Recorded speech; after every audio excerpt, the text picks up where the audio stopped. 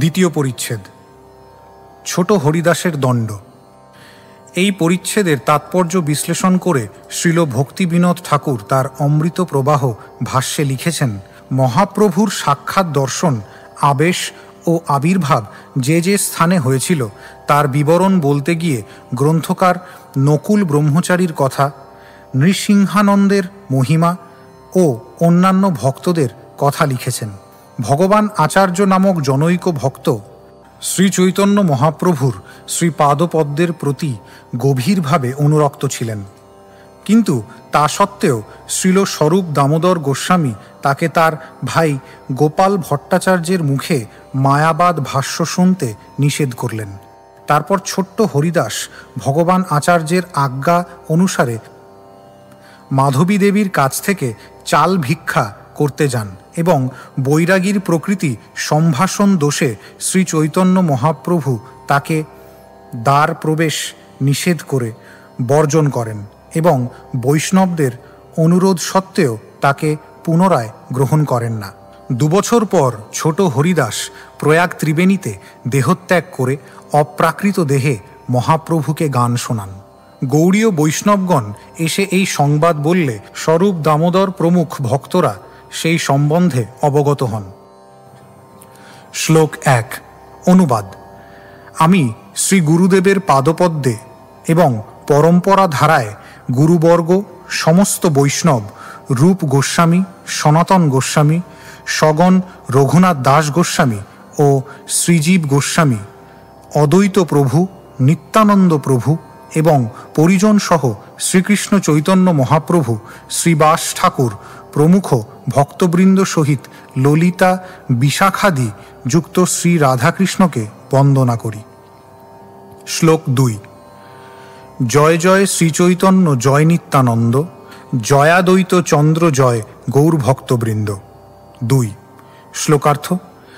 শ্রী চৈতন্য মহাপ্রভুর জয় হোক, শ্রী মন্নিত্যানন্দ প্রভুর জয় হোক, শ্রী অদ্বৈত আচার্য প্রভুর জয় এবং শ্রী চৈতন্য মহাপ্রভুর ভক্তবৃন্দের জয়। শ্লোক 3, সর্বলোক উদ্ধারিতে গৌর অবতার, নিস্তারের হেতু তার ত্রিবিধ প্রকার। 3, শ্লোকার্থ। জড়জগতের সমস্ত জীবদের উদ্ধার করার জন্য শ্রীচৈতন্য মহাপ্রভু অবতীর্ণ হয়েছেন। 3 ভাবে তিনি তাদের উদ্ধার করেছেন। শ্লোক 4, সাক্ষাৎ দর্শন আর যোগ্য ভক্ত জীবে, আবেশ কয়েরে কাহা কাহা আবির্ভাবে। 4, শ্লোকার্থ। সাক্ষাৎ দর্শন দান করে তার শুদ্ধ ভক্তে শক্তি সঞ্চার করে এবং কোথাও স্বয়ং আবির্ভূত হয়ে তিনি জীব উদ্ধার করেছেন। শ্লোক 5 এবং 6, সাক্ষাৎ দর্শনে প্রায় সব নিস্তারিলা, নকুল ব্রহ্মচারীর দেহে আবিষ্ট হইলা। 5, প্রদ্যুম্ন নৃসিংহানন্দ আগে কইলা আবির্ভাব, লোক নিস্তারিব এই ঈশ্বর স্বভাব। 6, শ্লোকার্থ। সাক্ষাৎ দর্শন দান করে নকুল ব্রহ্মচারীর দেহে আবিষ্ট হয়ে এবং প্রদ্যুম্ন বা নৃসিংহানন্দ ব্রহ্মচারীর সম্মুখে আবির্ভূত হয়ে শ্রীচৈতন্য মহাপ্রভু লোকসমূহ নিস্তার করেছেন। সমস্ত জগৎ উদ্ধার করার বাসনা ভগবানের স্বভাব। তাৎপর্য: 1, শ্রী সচিমাতার গৃহমন্দিরে। 2, শ্রী নিত্যানন্দ প্রভুর নর্তনস্থলে। 3, শ্রীবাস অঙ্গনে কীর্তনস্থলে এবং 4, শ্রী রাঘব ভবনে। এই 4টি স্থানে শ্রী চৈতন্য মহাপ্রভু নিত্য আবির্ভাব প্রকটিত করতেন। শ্লোক 34 দ্রষ্টব্য।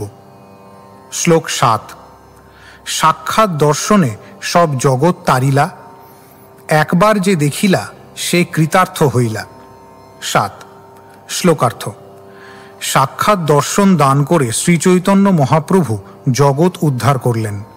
একবার যে তাকে দর্শন করলেন তিনি কৃতার্থ হলেন। শ্লোক 8, গৌড়দেশের ভক্তগণ প্রত্যব্দ আসিয়া, পুনঃ গৌড়দেশে যায় প্রভুরে মিলিয়া। 8, শ্লোকার্থ। প্রতি বছর বঙ্গদেশের ভক্তরা জগন্নাথপুরীতে গিয়ে শ্রীচৈতন্য মহাপ্রভুকে সাক্ষাৎ করতেন এবং তারপর পুনরায় গৌড়দেশে ফিরে যেতেন। শ্লোক 9, আর নানা দেশের লোক আসি জগন্নাথ, চৈতন্য চরণ দেখি হইল কৃতার্থ। 9, তেমনি ভারতবর্ষের অন্যান্য সমস্ত প্রদেশের লোকেরা জগন্নাথ পুরীতে এসে শ্রী চৈতন্য মহাপ্রভুর শ্রীপাদপদ্ম দর্শন করে কৃতার্থ হয়েছিলেন। শ্লোক 10, সপ্তদ্বীপের লোক আর নবখণ্ডবাসী, দেব গন্ধর্ব কিন্নর মনুষ্য বেশে আসি। 10, শ্লোকার্থ। এই ব্রহ্মাণ্ডের সপ্তদ্বীপ এবং নবখণ্ডের অধিবাসী স্বর্গলোকের দেবতা, গন্ধর্ব এবং কিন্নরেরা মনুষ্যবেশ ধারণ করে শ্রী চৈতন্য মহাপ্রভুকে দর্শন করতে এসেছিলেন। তাৎপর্য: মধ্যলীলার 20 পরিচ্ছেদের 218 শ্লোকে এবং শ্রীমদ্ ভাগবতের 5ম স্কন্ধের 16 এবং 20 অধ্যায়ে সপ্তদ্বীপের বর্ণনা করা হয়েছে। সিদ্ধান্ত শিরোমণিতে 1ম অধ্যায়ে ভুবন কোষে নবখণ্ডের বর্ণনা করে বলা হয়েছে, ঐন্দ্রম কশেরু সকলং কিল তাম্রপর্ণম অন্যদ্গভস্তি মদতশ্চ কুমারিকাখ্যম নাগঞ্চ সৌম্যমিহ বারুণমন্ত্যখণ্ডম গন্ধর্ব সৌজ্ঞমিতি ভারতবর্ষ মধ্যে। ভারতবর্ষে 9টি খণ্ড রয়েছে। সেগুলি যথাক্রমে 1 ঐন্দ্র, 2 কোশেরু, 3 তাম্রপর্ণ, 4 গভস্তিমত, 5 কুমারিকা, 6 নাগ, 7 সৌম্য, 8 বারুণ ও 9 গান্ধর্ব। শ্লোক 11, প্রভুরে দেখিয়া যায় বৈষ্ণব হয়া, কৃষ্ণ বলি নাচে সব প্রেমাবিষ্ট হয়া। 11, শ্লোকার্থ। শ্রীচৈতন্য মহাপ্রভুকে দর্শন করে তারা সকলে বৈষ্ণব হলেন এবং প্রেমাবিষ্ট হয়ে হরে কৃষ্ণ মহামন্ত্র কীর্তন করে নৃত্য করলেন। শ্লোক 12 এবং 13, এই মতো দর্শনে ত্রিজগৎ নিস্তারী, যে কেহ আসিতে নারে অনেক সংসারী। 12, তা সবা তারিতে প্রভু সেই সব দেশে, যোগ্য ভক্ত জীবদেহে করেন আবেশে। 13, শ্লোকার্থ। এইভাবে সাক্ষাৎ দর্শন দান করে শ্রী চৈতন্য মহাপ্রভু ত্রিজগৎ উদ্ধার করলেন। কিন্তু যারা সংসারে আবদ্ধ হয়ে আসতে পারল না, তাদের উদ্ধার করার জন্য তিনি তার শুদ্ধ ভক্তদের শরীরে স্বয়ং প্রবিষ্ট হয়ে সেই সমস্ত দেশে তাদের প্রেরণ করেছিলেন। শ্লোক 14, সেই জীবে নিজ ভক্তি করেন প্রকাশে, তাহার দর্শনে বৈষ্ণব হয় সর্বদেশে। 14, শ্লোকার্থ। এইভাবে তিনি জীবদের, তার শুদ্ধ ভক্তদের মধ্যে তার ভক্তি প্রকাশ করেছিলেন, যা দর্শন করে সমস্ত দেশের মানুষেরা বৈষ্ণব হয়েছিলেন। তাৎপর্য: শ্রী চৈতন্য চরিতামৃত গ্রন্থে অন্তলীলায় 7ম অধ্যায় 11 শ্লোকে বর্ণনা করা হয়েছে, কলিকালের ধর্ম কৃষ্ণ নাম সংকীর্তন, কৃষ্ণ শক্তি বিনা নহে তার প্রবর্তন। পরমেশ্বর ভগবান শ্রী চৈতন্য মহাপ্রভুর শক্তিতে আবিষ্ট না হলে সারা পৃথিবী জুড়ে ভগবানের দিব্য নাম হরে কৃষ্ণ মহামন্ত্র প্রচার করা যায় না। যারা তা করেন তারা ভগবানের শক্তি দ্বারা আবিষ্ট, তাই কখনো কখনো তাদের আবেশ অবতার বলা হয়, কেননা তারা শ্রীচৈতন্য মহাপ্রভুর শক্তিতে আবিষ্ট। শ্লোক 15, এই মত আবেশে তারিল ত্রিভুবন, গৌড়ে জইছে আবেশ করি দিক দর্শন। 15, শ্লোকার্থ।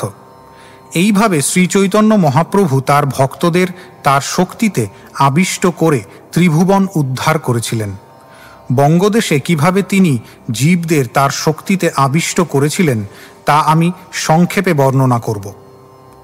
শ্লোক 16, আম্বুয়া মুলুকে নয় নকুল ব্রহ্মচারী, পরম বৈষ্ণব তেহ বড় অধিকারী। 16, শ্লোকার্থ। আম্বুয়া মুলুকে নকুল ব্রহ্মচারী নামক এক ব্যক্তি ছিলেন। তিনি ছিলেন পরম বৈষ্ণব এবং অতি উন্নত ভক্ত। তাৎপর্য: শ্রীল ভক্তিবিনোদ ঠাকুর বলেছেন যে এই আম্বুয়া মুলুক হচ্ছে বর্তমান অম্বিকা, পশ্চিমবঙ্গের বর্ধমান জেলার একটি শহর। পূর্বে মুসলমানদের রাজত্বকালে এই স্থানটি আম্বুয়া মুলুক নামে পরিচিত ছিল। এই শহরের প্যারিগঞ্জ অঞ্চলে নকুল ব্রহ্মচারী বাস করতেন। শ্লোক 17। গৌড় দেশের লোক নিস্তারিতে মন হইল, নকুল হৃদয়ে প্রভু আবেশ করিল। 17। শ্লোকার্থ। শ্রীচৈতন্য মহাপ্রভু গৌড় দেশের লোকদের উদ্ধার করতে ইচ্ছা করেছিলেন এবং তাই তিনি নকুল ব্রহ্মচারী হৃদয়ে প্রবেশ করেছিলেন। শ্লোক 18। গ্রহগ্রস্থ প্রায় নকুল প্রেমাবিষ্ট হয়া, হাসে কান্দে নাচে গায় উন্মত্ত হয়া। 18। শ্লোকার্থ। গ্রহগ্রস্ত মানুষের মতো উন্মত্ত হয়ে নকুল ব্রহ্মচারী ভগবত প্রেমে হাসতে লাগলেন, কাঁদতে লাগলেন, নাচতে লাগলেন এবং গান গাইতে লাগলেন। শ্লোক 19। অশ্রু কম্প স্তম্ভ সেদ সাত্ত্বিক বিকার, নিরন্তর প্রেমে নৃত্য সঘন হুঙ্কার। 19। শ্লোকার্থ। অশ্রু কম্প স্তম্ভ সেদ আদি সাত্ত্বিক বিকার তার অঙ্গে প্রকাশিত হল এবং ভগবত প্রেমে তিনি নৃত্য করতে লাগলেন এবং কখনো কখনো মেঘগর্জনের মতো হুঙ্কার করতে লাগলেন। শ্লোক 20। তৈছে গৌর কান্তি, তৈছে সদা প্রেমাবেশ, তাহা দেখিবারে আইসে সর্ব গৌড়দেশ। 20। শ্লোকার্থ। তার দেহ শ্রীচৈতন্য মহাপ্রভুর মতো উজ্জ্বল বর্ণ ধারণ করল এবং তিনি শ্রীচৈতন্য মহাপ্রভুর মতো ভগবত প্রেমে আবিষ্ট হলেন। এই সমস্ত দিব্য ভাব দর্শন করার জন্য বঙ্গদেশের সমস্ত প্রদেশ থেকে মানুষেরা আসতে লাগলেন। শ্লোক 21। যারে দেখে তারে কহে কহ কৃষ্ণ নাম, তাহার দর্শনে লোক হয় প্রেমোদ্দাম। 21। শ্লোকার্থ। যাকেই তিনি দেখতেন তাকেই তিনি শ্রীকৃষ্ণের দিব্যনাম কীর্তন করতে উপদেশ দিতেন। এইভাবে তাকে দর্শন করে লোকেরা ভগবত প্রেমে বিহবল হলেন। শ্লোক 22। চৈতন্যের আবেশ হয় নকুলের দেহে, শুনি শিবানন্দ আইলা করিয়া সন্দেহে। 22। শ্লোকার্থ। শিবানন্দ সেন যখন শুনলেন যে নকুল ব্রহ্মচারীর দেহে শ্রীচৈতন্য মহাপ্রভুর আবেশ হয়েছে, তখন তার মনে সন্দেহ হল এবং তিনি তাকে দেখতে এলেন। শ্লোক 23 থেকে শ্লোক 25। পরীক্ষা করিতে তার যবে ইচ্ছা হইল, বাহিরে রহিয়া তবে বিচার করিল। 23। আপনে বোলান মোরে, ইহা যদি জানি, আমার ইষ্ট মন্ত্র জানি কহেন আপনি। 24। তবে জানি ইহাতে হয় চৈতন্য আবেশে, এত চিন্তি শিবানন্দ রহিলা দূরদেশে। 25। শ্লোকার্থ। নকুল ব্রহ্মচারীকে পরীক্ষা করার জন্য শিবানন্দ সেন বাইরে থেকে মনে মনে বিচার করলেন, নকুল ব্রহ্মচারী যদি আমাকে ডেকে পাঠান এবং আমার ইষ্ট মন্ত্র বলতে পারেন, তাহলে আমি বুঝব যে তার মধ্যে শ্রীচৈতন্য মহাপ্রভুর আবেশ হয়েছে। মনে মনে এই সংকল্প করে তিনি দূরে দাঁড়িয়ে রইলেন। শ্লোক 26। অসংখ্য লোকের ঘটা কেহ আইসে যায়, লোকের সংঘট্টে কেহ দর্শন না পায়। 26। শ্লোকার্থ। সেখানে অসংখ্য লোকের সমাবেশ হয়েছিল, কেউ আসছিল এবং কেউ যাচ্ছিল। এত লোকের ভিড়ে অনেকেই নকুল ব্রহ্মচারীর দর্শন পর্যন্ত পাচ্ছিল না। শ্লোক 27। আবেশে ব্রহ্মচারী কহে, শিবানন্দ আছে দূরে, জন দুই চারি যাহ বলাহ তাহারে। 27। শ্লোকার্থ। আবেশে নকুল ব্রহ্মচারী বললেন, দূরে শিবানন্দ সেন রয়েছে, তোমাদের মধ্যে 2-4 গিয়ে তাকে ডেকে আনো। শ্লোক 28। চারিদিকে ধায় লোকে শিবানন্দ বলি, শিবানন্দ কোন তোমায় বোলায় ব্রহ্মচারী। 28। শ্লোকার্থ। তখন লোকেরা চারিদিকে ছুটে গিয়ে শিবানন্দ সেনের নাম ধরে ডেকে বলতে লাগলেন, শিবানন্দ, এখানে শিবানন্দ নামে কে আছেন? আপনাকে নকুল ব্রহ্মচারী ডেকে পাঠিয়েছেন। শ্লোক 29। শুনি শিবানন্দ সেন তাহা শীঘ্র আইল, নমস্কার করি তার নিকটে বসিল। 29। শ্লোকার্থ। সেই ডাক শুনে শিবানন্দ সেন শীঘ্র সেখানে গেলেন এবং নকুল ব্রহ্মচারীকে নমস্কার করে তার কাছে বসলেন। শ্লোক 30 এবং 31। ব্রহ্মচারী বলে, তুমি করিলা সংশয়, এক মনা হয়া শুনো তাহার নিশ্চয়। 30। গৌর গোপাল মন্ত্র তোমার 4 অক্ষর, অবিশ্বাস ছাড়ো যেই করিয়াছ অন্তর। 31। শ্লোকার্থ। নকুল ব্রহ্মচারী তাকে বললেন, আমি জানি যে তোমার মনে সন্দেহ হয়েছে। সেই সন্দেহ নিরসন করার জন্য আমি যা বলছি তা মনোযোগ সহকারে শ্রবণ করো। তোমার ইষ্ট মন্ত্র হচ্ছে 4 অক্ষর, গৌর গোপাল মন্ত্র। এখন দয়া করে তোমার অন্তরের অবিশ্বাস দূর করো। তাৎপর্য: শ্রীল ভক্তিবিনোদ ঠাকুর তার অমৃত প্রবাহ ভাষ্যে বিশ্লেষণ করেছেন যে শ্রী গৌর সুন্দরের উপাসকেরা গৌ র অং গ এই চতুর অক্ষর মন্ত্রকে গৌর মন্ত্র বলে স্বীকার করেন, কিন্তু রাধাকৃষ্ণের উপাসকেরা রা ধা কৃষ্ণ এই চতুর অক্ষর মন্ত্রকে গৌর গোপাল মন্ত্র বলে স্বীকার করেন। কিন্তু বৈষ্ণবদের কাছে শ্রী চৈতন্য মহাপ্রভু এবং রাধাকৃষ্ণ অভিন্ন। অতএব যিনি গৌরাঙ্গ মন্ত্র জপ করেন এবং যিনি রাধাকৃষ্ণ নাম মন্ত্র জপ করেন তারা উভয়ই সমপর্যায়ভুক্ত। শ্লোক 32। তবে শিবানন্দের মন প্রতীতি হইল, অনেক সম্মান করি বহু ভক্তি কইল। 32। শ্লোকার্থ। তখন শিবানন্দ সেনের মনে সুদৃঢ় বিশ্বাস হল যে নকুল ব্রহ্মচারীর দেহে শ্রীচৈতন্য মহাপ্রভুর আবেশ হয়েছে।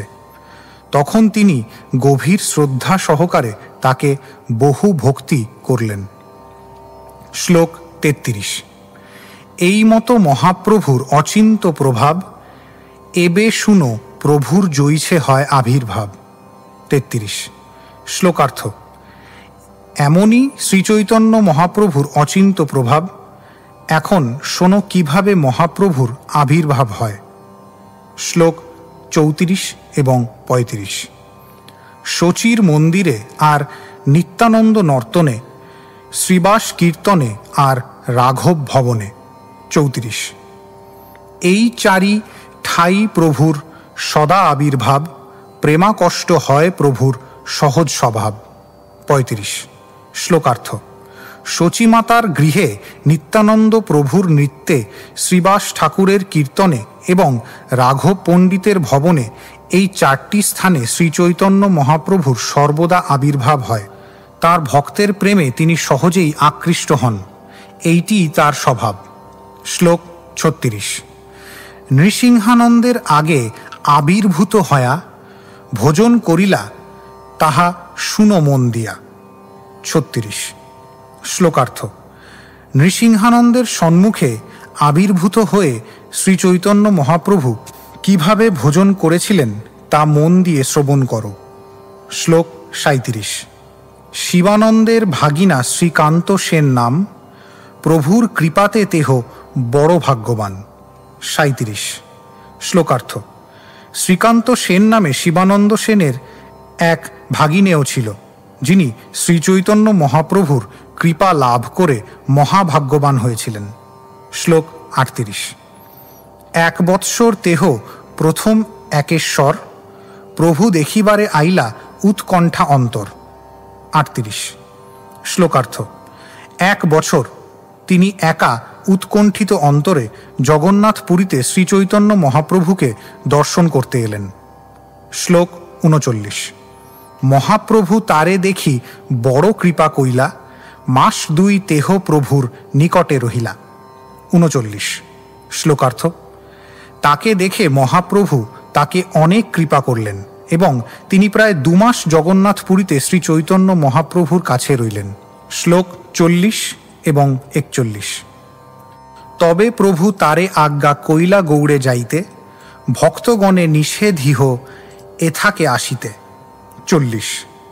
এবৎসর তাহা আমি যাইমু আপনে, তাহাই মিলিমু সব অদ্বৈতাদি শনে। 41। শ্লোকার্থ। তারপর শ্রীচৈতন্য মহাপ্রভু তাকে আদেশ দিলেন বঙ্গদেশে ফিরে যেতে এবং সেখানে সমস্ত ভক্তদের বলতেন যে তারা যেন সে বছর জগন্নাথপুরীতে না আসে, কেননা মহাপ্রভু নিজেই সেখানে যাবেন এবং অদ্বৈত আচার্য প্রমুখ ভক্তদের সঙ্গে মিলিত হবেন। শ্লোক 42। শিবানন্দে কহিহ আমি এই পৌষ মাসে, আচম্বিতে অবশ্য আমি যাইব তার পাশে। 42। শ্লোকার্থ। শিবানন্দ সেনকে বলো যে এই পৌষ মাসে হঠাৎ একদিন আমি তার কাছে গিয়ে উপস্থিত হব। শ্লোক 43। জগদানন্দ হয় তাহা তেহ ভিক্ষা দিবে, সবারে কহিহ এ বৎসর কেহ না আসিবে। 43। শ্লোকার্থ। সেখানে জগদানন্দ আমাকে প্রসাদ নিবেদন করবে, তাদের সকলকে বলো যে এই বছর যেন তারা কেউ জগন্নাথ পুরীতে না আসে। শ্লোক 44। শ্রীকান্ত আসিয়া গৌড়ে সন্দেশ কহিল, শুনি ভক্তগণ মনে আনন্দ হইল। 44। শ্লোকার্থ। বঙ্গদেশে ফিরে এসে শ্রীকান্ত যখন এই সংবাদ দিলেন তখন তা শুনে ভক্তরা অত্যন্ত আনন্দিত হলেন। শ্লোক 45। চলিতেছিল আচার্য রহিলা স্থির হয়া, শিবানন্দ জগদানন্দ রহে প্রত্যাশা করিয়া। 45। শ্লোকার্থ। অদ্বৈত আচার্য প্রভু অন্যান্য ভক্তদের নিয়ে জগন্নাথপুরীর উদ্দেশ্যে যাত্রা করতে যাচ্ছিলেন, কিন্তু সেই সংবাদ পেয়ে তিনি তার যাত্রা স্থগিত রাখলেন। শিবানন্দ সেন এবং জগদানন্দ পণ্ডিত শ্রী চৈতন্য মহাপ্রভুর আসার প্রত্যাশায় রইলেন। শ্লোক 46। পৌষ মাস আইল দুহে সামগ্রী করিয়া, সন্ধ্যা পর্যন্ত রহে অপেক্ষা করিয়া। 46। শ্লোকার্থ। পৌষ মাসে তারা দুজন বিবিধ প্রকারের সামগ্রী সংগ্রহ করে শ্রীচৈতন্য মহাপ্রভুর আসার প্রতীক্ষায় রইলেন। প্রতিদিন তারা সন্ধ্যা পর্যন্ত শ্রীচৈতন্য মহাপ্রভুর আসার অপেক্ষায় বসে থাকতেন। শ্লোক 47। এই মতো মাস গেল, গোসাই না আইলা, জগদানন্দ শিবানন্দ দুঃখিত হইলা। 47। শ্লোকার্থ। এইভাবে পৌষ মাস কেটে গেল, কিন্তু শ্রীচৈতন্য মহাপ্রভু এলেন না। তাই জগদানন্দ পণ্ডিত ও শিবানন্দ সেন অত্যন্ত দুঃখিত হলেন। শ্লোক 48 এবং 49। আচম্বিতে নৃসিংহানন্দ তাহাই আইলা, দুহে তারে মিলি তবে স্থানে বসাইলা। 48। দুহে দুঃখী দেখি তবে কহে নৃসিংহানন্দ, তোমা দুহাকারে কেনে দেখি নিরানন্দ। 49। শ্লোকার্থ। তখন হঠাৎ একদিন নৃসিংহানন্দ সেখানে এসে উপস্থিত হলেন এবং জগদানন্দ ও শিবানন্দ তাকে বসতে আসন দিলেন। তাদের দুজনকে দুঃখিত দেখে নৃসিংহানন্দ জিজ্ঞাসা করলেন, তোমাদের দুজনকে নিরানন্দ দেখছি কেন? শ্লোক 50। তবে শিবানন্দ তারে সকল কহিলা, আসিব আজ্ঞা দিলা প্রভু কেনে না আইলা। 50। শ্লোকার্থ। তখন শিবানন্দ সেন তাকে বললেন, শ্রীচৈতন্য মহাপ্রভু কথা দিয়েছিলেন যে তিনি আসবেন, কিন্তু তিনি কেন এলেন না? শ্লোক 51। শুনি ব্রহ্মচারী কহে করহ সন্তোষে, আমি তো আনিব তারে তৃতীয় দিবসে। 51। শ্লোকার্থ। তা শুনে নৃসিংহানন্দ ব্রহ্মচারী বললেন, সেজন্য উদ্বিগ্ন হও না, আমি তাকে 3 দিনের মধ্যে এখানে নিয়ে আসব। শ্লোক 52। তাহার প্রভাব প্রেম জানে 2 জনে, আনিবে প্রভুরে এবে নিশ্চয় কইলা মনে। 52। শ্লোকার্থ। শিবানন্দ সেন এবং জগদানন্দ পণ্ডিত নৃসিংহানন্দ ব্রহ্মচারীর ভাব এবং ভগবৎ প্রেমের কথা জানতেন, তাই তারা নিশ্চিত হলেন যে তিনি অবশ্যই শ্রীচৈতন্য মহাপ্রভুকে নিয়ে আসবেন। শ্লোক 53। প্রদ্যুম্ন ব্রহ্মচারী তার নিজ নাম, নৃসিংহানন্দ নাম তার কৈলা গৌরধাম। 53। শ্লোকার্থ। তার প্রকৃত নাম ছিল প্রদ্যুম্ন ব্রহ্মচারী। নৃসিংহানন্দ নামটি তাকে শ্রীচৈতন্য মহাপ্রভু দিয়েছিলেন। শ্লোক 54 এবং 55। 2 দিন ধ্যান করি শিবানন্দেরে কহিল, পানিহাটি গ্রামে আমি প্রভুরে আনিল। 54। কালী মধ্যাহ্নে তেহ আসিবেন তোমার ঘরে, পাক সামগ্রী আনহ আমি ভিক্ষা দিমু তারে। 55। শ্লোকার্থ। 2 দিন ধ্যান করার পর নৃসিংহানন্দ ব্রহ্মচারী শিবানন্দ সেনকে বললেন, আমি শ্রীচৈতন্য মহাপ্রভুকে পানিহাটি গ্রামে নিয়ে এসেছি। কাল দুপুরবেলা উনি তোমার ঘরে আসবেন। রন্ধন করার সমস্ত সামগ্রী নিয়ে এসো, আমি তার জন্য রন্ধন করব। শ্লোক 56। তবে তারে এথা আমি আনিব সত্তর, নিশ্চয় কহিলাং কিছু সন্দেহ না করো। 56। শ্লোকার্থ। অচিরেই আমি তাকে এখানে নিয়ে আসব, সে সম্বন্ধে কোনো সন্দেহ করো না। শ্লোক 57। যে চাহিয়ে তাহা করো হয়া তৎপর, অতি তরায় করিব পাক শুনো অতঃপর। 57। শ্লোকার্থ। আমি যা যা চাই তা সব তাড়াতাড়ি নিয়ে এসো, কেননা আমি শীঘ্র রন্ধন করতে চাই। আমি যা বলছি তাই করো। শ্লোক 58। পাক সামগ্রী আনহ আমি যাহা চাই, যে মাগিল শিবানন্দ আনি দিলা তাই। 58। শ্লোকার্থ। রন্ধন করার যে সমস্ত সামগ্রী আমি চাই তা সব নিয়ে এসো। তখন নৃসিংহানন্দ ব্রহ্মচারী যা যা চাইলেন তা সব শিবানন্দ সেন তাকে এনে দিলেন। শ্লোক 59। প্রাতকাল হইতে পাক করিলা অপার, নানা ব্যঞ্জন পিঠা ক্ষীর নানা উপহার। 59। শ্লোকার্থ।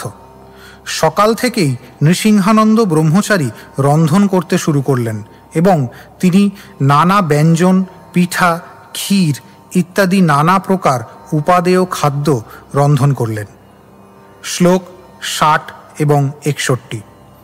জগন্নাথের ভিন্ন ভোগ পৃথক বাড়িল, চৈতন্য প্রভুর লাগি আর ভোগ কইল। 60। ইষ্টদেব নৃসিংহ লাগি পৃথক বাড়িল, 3 জনে সমর্পিয়া বাহিরে ধ্যান কইল। 61। রন্ধন করার পর তিনি জগন্নাথ দেবের জন্য, শ্রীচৈতন্য মহাপ্রভুর জন্য এবং নৃসিংহদেবের জন্য আলাদা আলাদা করে ভোগ নিবেদন করলেন এবং তা তাদের 3 জনকে নিবেদন করে তিনি বাইরে এসে ধ্যানে বসলেন। শ্লোক 62। দেখে শীঘ্র আসি বসিলা চৈতন্য গোসাই, 3 ভোগ খাইলা কিছু অবশিষ্ট নাই। 62। শ্লোকার্থ। ধ্যানে তিনি দেখলেন যে শ্রীচৈতন্য মহাপ্রভু শীঘ্র সেখানে এসে বসলেন এবং 3টি ভোগই খেয়ে ফেললেন, কোনো কিছুই অবশিষ্ট রাখলেন না। শ্লোক 63। আনন্দে বিহবল প্রদ্যুম্ন পরে অশ্রুধার, হাহা কিবা করো বলি করো এ ফুৎকার। 63। শ্লোকার্থ। এইভাবে শ্রীচৈতন্য মহাপ্রভুকে সব কিছু খেতে দেখে আনন্দে প্রদ্যুম্ন ব্রহ্মচারীর চোখ দিয়ে অশ্রুধারা ঝরে পড়তে লাগল এবং হাহা কি করছো, কি করছো, তুমি সকলের ভোগ খেয়ে ফেলেছ বলে তিনি চিৎকার করে উঠলেন। শ্লোক 64। জগন্নাথে তোমায় ঐক্য, খাও তার ভোগ, নৃসিংহের ভোগ কেনে করো উপযোগ। 64। শ্লোকার্থ। শ্রী জগন্নাথ এবং তুমি এক, তাই তার ভোগ খাও, তাতে আমার কোনো আপত্তি নেই, কিন্তু শ্রী নৃসিংহদেবের ভোগ কেন তুমি খাচ্ছ? শ্লোক 65। নৃসিংহের হইল জানি আজি উপবাস, ঠাকুর উপবাসী রহে জিয়ে কইছে দাস। 65। শ্লোকার্থ। আজ শ্রী নৃসিংহদেব উপবাসী রইলেন। প্রভু যদি উপবাস করে তাহলে ভৃত্য কিভাবে জীবন ধারণ করে?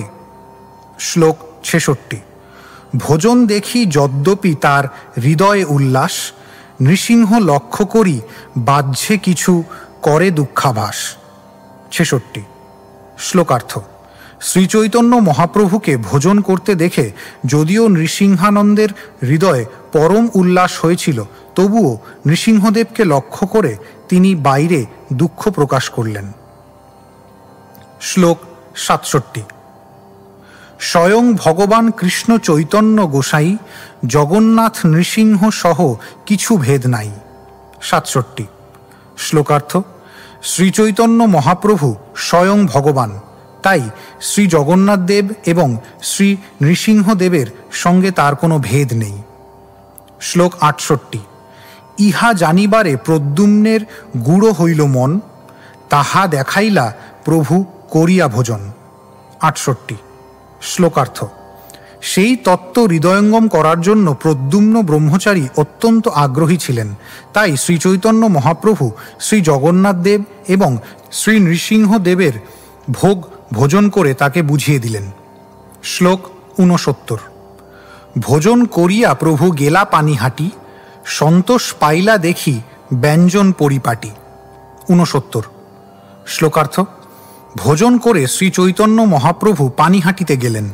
সেখানে রাঘব পণ্ডিতের গৃহে বিবিধ প্রকার ব্যঞ্জন সুন্দরভাবে রন্ধন করা হয়েছে দেখে তিনি সন্তুষ্ট হলেন। শ্লোক 70 এবং 71। শিবানন্দ কহে কেনে করহ ফুৎকার, তেহ কহে দেখো তোমার প্রভুর ব্যবহার। 70। 3 জনার ভোগ তেহ একেলা খাইলা, জগন্নাথ নৃসিংহ উপবাসী হইলা। 71। শ্লোকার্থ। শিবানন্দ সেন নৃসিংহানন্দকে বললেন, আপনি কেন এইভাবে হাহুতাশ করছেন? নৃসিংহানন্দ উত্তর দিলেন, তোমার প্রভুর ব্যবহার দেখো, তিনি 3 জনের ভোগ একলা খেয়ে ফেললেন এবং তাই আজ শ্রী জগন্নাথ দেব এবং শ্রী নৃসিংহদেব উপবাসী রইলেন। শ্লোক 72। শুনি শিবানন্দের চিত্তে হইল সংশয়, কি বা প্রেমাবেশে কহে, কি বা সত্য হয়। 72। শ্লোকার্থ। সে কথা শুনে শিবানন্দ সেনের মনে সংশয় হল। তিনি বুঝতে পারলেন না নৃসিংহানন্দ ব্রহ্মচারী প্রেমাবেশে সে কথা বলছেন না তা সত্যি সত্যিই ঘটেছে। শ্লোক 73। তবে শিবানন্দে কিছু কহে ব্রহ্মচারী, সামগ্রী আনো নৃসিংহ লাগি পুনঃ পাক করি। 73। শ্লোকার্থ। তখন নৃসিংহানন্দ ব্রহ্মচারী শিবানন্দ সেনকে বললেন, রন্ধন করার সামগ্রী নিয়ে এসো, আমি আবার শ্রী নৃসিংহদেবের জন্য রন্ধন করব। শ্লোক 74। তবে শিবানন্দ ভোগ সামগ্রী আনিলা, পাক করি নৃসিংহের ভোগ লাগাইলা। 74। শ্লোকার্থ। তখন শিবানন্দ সেন ভোগ নিবেদন করার সমস্ত সামগ্রী নিয়ে এলেন এবং প্রদ্যুম্ন ব্রহ্মচারী পুনরায় রন্ধন করে শ্রী নৃসিংহদেবকে ভোগ নিবেদন করলেন। শ্লোক 75। বর্ষান্তরে শিবানন্দ লয়া ভক্তগণ, নীলাচলে দেখে যায়া প্রভুর চরণ। 75। শ্লোকার্থ। তার পরের বছর সমস্ত ভক্তদের নিয়ে শিবানন্দ সেন নীলাচলে গিয়ে শ্রীচৈতন্য মহাপ্রভুর শ্রীপাদপদ্ম দর্শন করলেন। শ্লোক 76। একদিন সভাতে প্রভু বাত চালাইলা, নৃসিংহানন্দের গুণ কহিতে লাগিলা। 76। শ্লোকার্থ। একদিন সমস্ত ভক্তদের সমক্ষে শ্রী চৈতন্য মহাপ্রভু নৃসিংহানন্দ ব্রহ্মচারীর কথা উল্লেখ করে তার অপ্রাকৃত গুণাবলীর প্রশংসা করতে লাগলেন। শ্লোক 77। গত বর্ষে পৌষে মোরে করাইল ভোজন, কভু নাহি খাই ওইছে মিষ্টান্ন ব্যঞ্জন। 77। শ্লোকার্থ। শ্রীচৈতন্য মহাপ্রভু বললেন, গত বছর পৌষ মাসে নৃসিংহানন্দ আমাকে যে ভোজন করিয়েছিল সেরকম মিষ্টান্ন ব্যঞ্জন আমি আর কখনো খাইনি। শ্লোক 78। শুনি ভক্তগণ মনে আশ্চর্য মানিল, শিবানন্দের মনে তবে প্রত্যয় জন্মিল। 78। শ্লোকার্থ। সেই কথা শুনে সমস্ত ভক্তরা আশ্চর্য হলেন এবং শিবানন্দ সেনের মনে প্রত্যয় জন্মালো যে সেই ঘটনাটি সত্য সত্যই ঘটেছিল। শ্লোক 79। এই মতো শচীগৃহে সতত ভোজন, শ্রীবাসের গৃহে করেন কীর্তন দর্শন। 79। শ্লোকার্থ। এইভাবে শ্রীচৈতন্য মহাপ্রভু প্রতিদিন শচীমাতার গৃহে ভোজন করতেন এবং শ্রীবাস ঠাকুরের গৃহে কীর্তন দর্শন করতেন। শ্লোক 80। নিত্যানন্দের নৃত্য দেখেন 80 বারে বারে, নিরন্তর আবির্ভাব রাঘবের ঘরে। 80। শ্লোকার্থ। তেমনি নিত্যানন্দ প্রভুর নৃত্যে তিনি সর্বদা উপস্থিত থাকতেন এবং রাঘব পণ্ডিতের ঘরে নিরন্তর আবির্ভূত হতেন। শ্লোক ৮১। প্রেমবশ গৌর প্রভু যাহা প্রেমোত্তম, প্রেমবশ হয়া তাহা দেন দর্শন। ৮১। শ্লোকার্থ। গৌর সুন্দর শ্রীচৈতন্য মহাপ্রভু তার ভক্তের প্রেমের বশ, তাই সেই প্রেমের দ্বারা বশীভূত হয়ে তিনি তার ভক্তদের দর্শন দান করেন। শ্লোক ৮২। শিবানন্দের প্রেম সীমা কে কহিতে পারে, যার প্রেমে বশ প্রভু আইসে বারে বারে। ৮২। শ্লোকার্থ। শিবানন্দ সেনের প্রেমের সীমা কে বর্ণনা করতে পারে, যার প্রেমে বশীভূত হয়ে শ্রীচৈতন্য মহাপ্রভু বারবার তার কাছে আসতেন। শ্লোক ৮৩। এই তো কহিল গৌরের আবির্ভাব, ইহা যেই শুনে জানে চৈতন্য প্রভাব। ৮৩। শ্লোকার্থ। এইভাবে আমি শ্রীচৈতন্য মহাপ্রভুর আবির্ভাব বর্ণনা করলাম। এই বর্ণনা যিনি শুনবেন তিনি শ্রীচৈতন্য মহাপ্রভুর প্রভাব হৃদয়ঙ্গম করতে পারবেন। শ্লোক ৮৪। পুরুষোত্তমে প্রভু পাশে ভগবান আচার্য, পরম বৈষ্ণব তেহ সুপণ্ডিত আর্য। ৮৪। শ্লোকার্থ।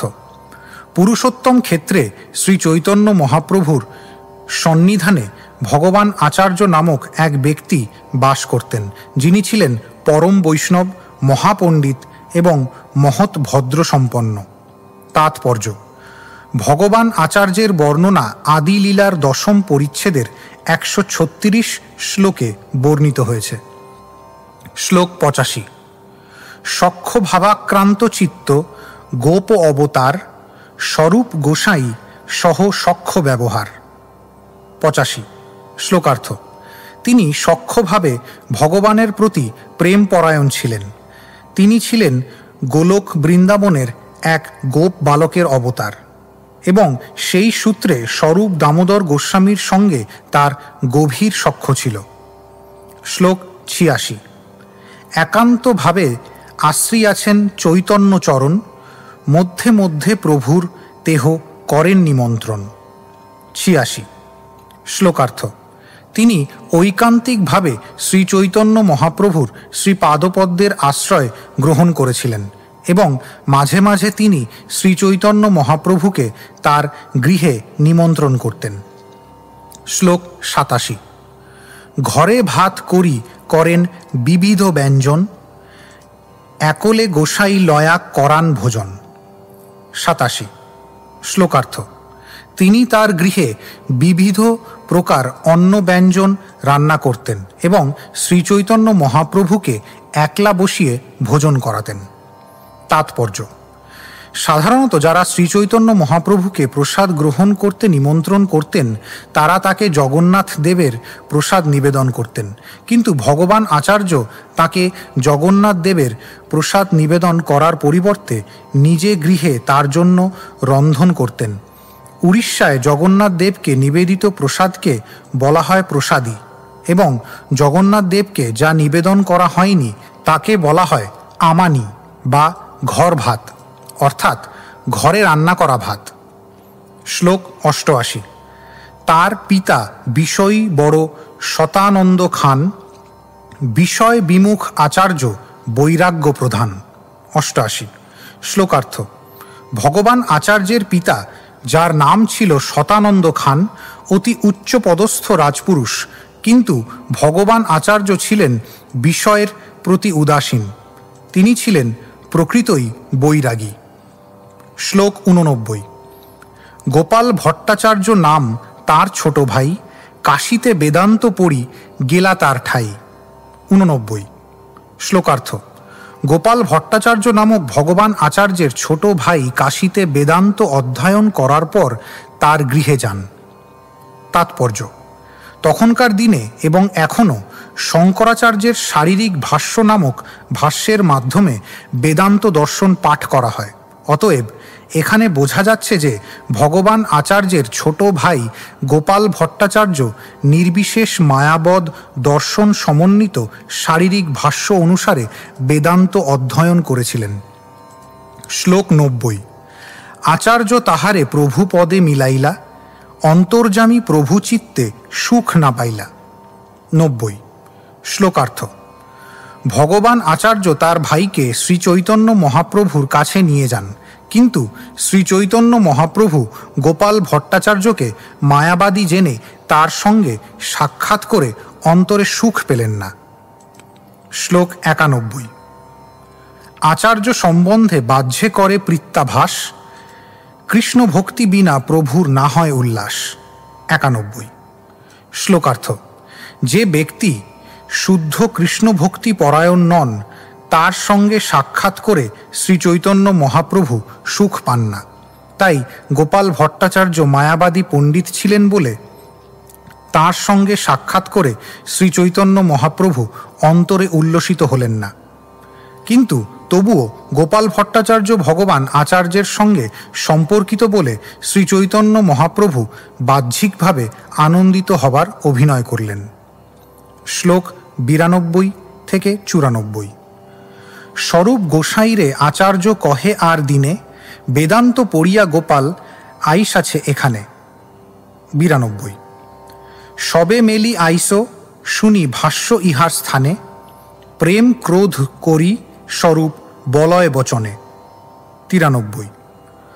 বুদ্ধিভ্রষ্ট হইল তোমার গোপালের সঙ্গে, মায়াবাদ শুনিবারে উপজিল রঙ্গে। 94। শ্লোকার্থ।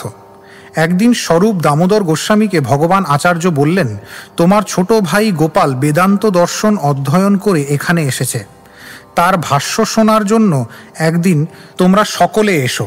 প্রেমের বশে ক্রোধ প্রদর্শন করে স্বরূপ দামোদর গোস্বামী তখন তাকে বললেন, গোপালের সঙ্গ প্রভাবে তোমার বুদ্ধি ভ্রষ্ট হয়েছে এবং তাই তুমি মায়াবাদ শোনাবার জন্য এত আগ্রহী হয়েছ। শ্লোক 95। বৈষ্ণব হয়া যে বা শারীরিক ভাষ্য শুনে, সেব্য সেবক ভাব ছাড়ি আপনারে ঈশ্বর মানে। 95। শ্লোকার্থ। কোনো বৈষ্ণব যখন বেদান্ত সূত্রের মায়াবাদ ভাষ্য, শারীরিক ভাষ্য শ্রবণ করে, তখন সে সেব্য সেবক ভাব পরিত্যাগ করে নিজেকে ঈশ্বর বলে মনে করে। তাৎপর্য। কেবলাদ্বৈতবাদীরা শঙ্করাচার্যের নির্বিশেষবাদ সমন্বিত শারীরিক ভাষ্য অনুসরণ করে নিজেদের ঈশ্বর বলে কল্পনা করে। বেদান্ত সূত্রের এই মায়াবাদ দর্শন সম্পূর্ণরূপে কল্পনাপ্রসূত। শঙ্করাচার্যের শারীরিক ভাষ্য বেদান্ত সূত্রের একমাত্র ভাষ্য নয়। শ্রী সম্প্রদায়ের শ্রী রামানুজাচার্যকৃত শ্রীভাষ্যে বিশিষ্টাদ্বৈতবাদ দর্শন প্রতিষ্ঠিত হয়েছে, তেমনি ব্রহ্ম সম্প্রদায়ের মাধ্যাচার্যের পূর্ণপ্রজ্ঞ ভাষ্যে শুদ্ধ দ্বৈতবাদ প্রতিষ্ঠিত হয়েছে। চতুঃসন সম্প্রদায়ের নিম্বাকাচার্যকৃত পারিজাত সৌরভ ভাষ্যে দ্বৈতাদ্বৈতবাদ প্রতিষ্ঠিত হয়েছে এবং রুদ্র সম্প্রদায়ের শ্রী বিষ্ণু স্বামীকৃত সর্বজ্ঞ ভাষ্যে শুদ্ধাদ্বৈতবাদ প্রতিষ্ঠিত হয়েছে। এই চার সম্প্রদায়ের আচার্যদের শ্রী রামানুজাচার্য, মাধ্যাচার্য, বিষ্ণু স্বামী এবং নিম্বাকাচার্যের বেদান্ত সূত্রের ভাষ্য প্রতিটি বৈষ্ণবের পাঠ করা কর্তব্য, কেননা তাদের এই ভাষ্য পরমেশ্বর ভগবান সেব্য এবং প্রতিটি জীব তার নিত্য সেবক, এই দর্শনের ভিত্তিতে প্রতিষ্ঠিত। কেউ যদি যথাযথভাবে বেদান্ত দর্শন পাঠ করতে চায়, তাহলে তার পক্ষে এই সমস্ত ভাষ্যগুলি পাঠ করা অবশ্য কর্তব্য, বিশেষ করে তিনি যদি বৈষ্ণব হন। এই ভাষ্যসমূহ বৈষ্ণবদের দ্বারা সর্বদা সমাদৃত। আদিলীলার 7ম পরিচ্ছেদের 101 শ্লোকে শ্রীল ভক্তি সিদ্ধান্ত সরস্বতী ঠাকুরের ভাষ্য বিস্তারিতভাবে উল্লেখ করা হয়েছে। মায়াবাদ সমন্বিত শারীরিক ভাষ্য বৈষ্ণবদের কাছে বিষবৎ, তা স্পর্শ পর্যন্ত করা উচিত নয়। শ্রীল ভক্তি বিনোদ ঠাকুর মন্তব্য করেছেন যে মহাভাগবত বা শ্রীকৃষ্ণের শ্রীপাদপদ্মের নিবেদিত আত্মা উত্তম ভক্তরাও শারীরিক ভাষ্যের মায়াবাদ দর্শন শ্রবণ করার ফলে কখনো কখনো অধঃপতিত হতে পারেন। তাই সমস্ত বৈষ্ণবদের পক্ষে মায়াবাদী শারীরিক ভাষ্য সর্বতোভাবে বর্জনীয়। শ্লোক 96।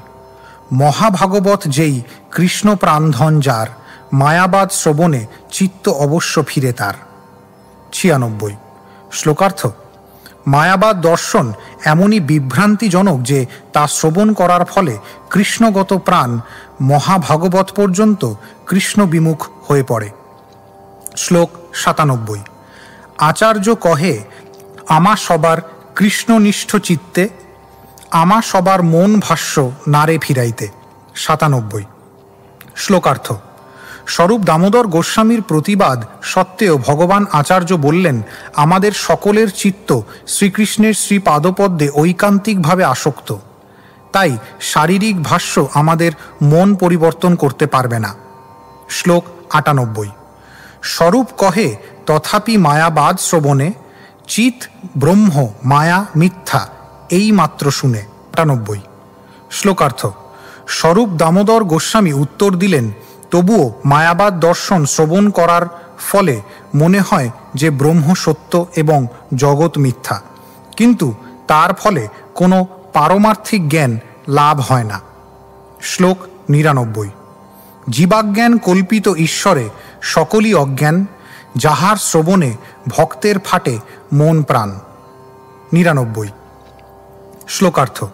মায়াবাদী প্রতিপন্ন করতে চেষ্টা করে যে জীব কল্পনা এবং ঈশ্বর মায়ার অধীন, তা শ্রবণ করার ফলে দুঃখে ভক্তের মন এবং প্রাণ বিদীর্ণ হয়।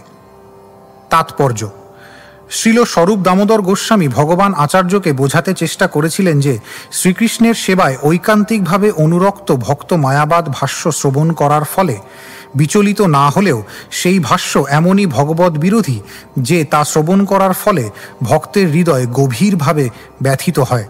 মায়াবাদীরা বলে যে মায়াপ্রসূত এই জগৎ মিথ্যা এবং প্রকৃতপক্ষে জীবের কোনো অস্তিত্ব নেই, রয়েছে কেবল এক জ্যোতিস্বরূপ ব্রহ্ম। ধিকন্তু তারা বলে যে ভগবান জীবের কল্পনা মাত্র এবং অজ্ঞানের বশবর্তী হয়ে জীব ভগবানের কথা চিন্তা করে, এবং ঈশ্বর যখন বহিরঙ্গা শক্তি মায়ার দ্বারা বিমোহিত হয় তখন তিনি জীবে পরিণত হন।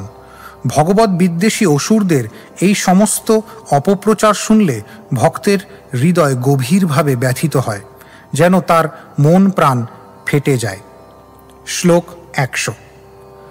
লজ্জা ভয় পায়া আচার্য মৌন হইলা, আর দিন গোপালেরে দেশে পাঠাইলা।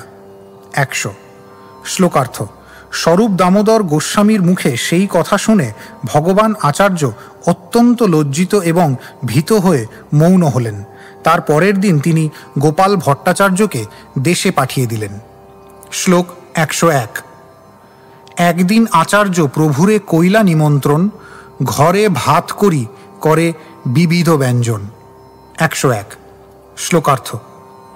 একদিন ভগবান আচার্য শ্রীচৈতন্য মহাপ্রভুকে তার গৃহে প্রসাদ গ্রহণ করতে নিমন্ত্রণ করলেন এবং তিনি নিজে অন্ন ও বিবিধ ব্যঞ্জন রন্ধন করলেন। শ্লোক 102 এবং 103। ছোট হরি দাস নাম প্রভুর কীর্তনিয়া, তাহারে কহেন আচার্য ডাকিয়া আনিয়া। 102। মোর নামে শিখি মাহিতির ভগিনী স্থানে গিয়া, শুল্ক চাউল এক মান আনহ মাগিয়া। 103 শ্লোকার্থ। ছোট হরিদাস নামক শ্রীচৈতন্য মহাপ্রভুর এক কীর্তনিয়া ভক্ত ছিলেন। ভগবান আচার্য তাকে ডেকে এনে বললেন, আমার নাম করে শিখি মাহিতির ভগ্নীর কাছ থেকে এক মান সাদা চাল নিয়ে এসো। তাৎপর্য: শুল্ক চাউল বলতে আতপ চালকে বোঝায়, অর্থাৎ ধান ভানার আগে যে ধান সিদ্ধ করা হয়নি। ধান ভানার আগে যদি তা সিদ্ধ করা হয় তাকে বলা হয় সিদ্ধ চাল। সাধারণত অতি উৎকৃষ্ট আতপ চাল ভগবানের ভোগে নিবেদন করা হয়।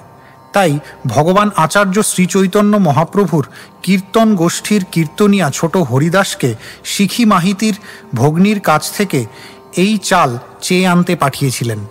মান উড়িষ্যা দেশে প্রচলিত শস্য মাপার কাঠা। শ্লোক 104। মাহিতির ভগিনী সেই নাম মাধবী দেবী, বৃদ্ধা তপস্বিনী আর পরমা বৈষ্ণবী। 104 শ্লোকার্থ। শিখি মাহিতির ভগ্নীর নাম ছিল মাধবী দেবী। তিনি ছিলেন বৃদ্ধা তপস্বিনী এবং একজন পরমা বৈষ্ণবী। শ্লোক 105 এবং 106। প্রভু লেখা করে যারে রাধিকারগণ, জগতের মধ্যে পাত্র 3.5 জন। 105। স্বরূপ গোসাই আর রায় রামানন্দ, শিখি মাহিতি 3 তার ভগিনী অর্ধজন।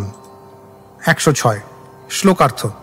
শ্রীচৈতন্য মহাপ্রভু তাকে শ্রীমতী রাধারানীর পার্শ্বদরূপে স্বীকার করেছিলেন। এই জগতে তার কেবল 3.5 জন অন্তরঙ্গ ভক্ত ছিলেন। তারা হচ্ছেন স্বরূপ দামোদর গোস্বামী, রামানন্দ রায়, শিখি মাহিতি, এই 3 জন, এবং শিখি মাহিতির ভগ্নী অর্ধজন। শ্লোক 107। তার ঠাই তণ্ডুল মাগি আনিল হরিদাস, তণ্ডুল দেখি আচার্যের অধিক উল্লাস। 107। শ্লোকার্থ। ছোট হরিদাস তার কাছ থেকে চাল ভিক্ষা করে আনলেন এবং তা দেখে ভগবান আচার্য অত্যন্ত আনন্দিত হলেন। শ্লোক 108।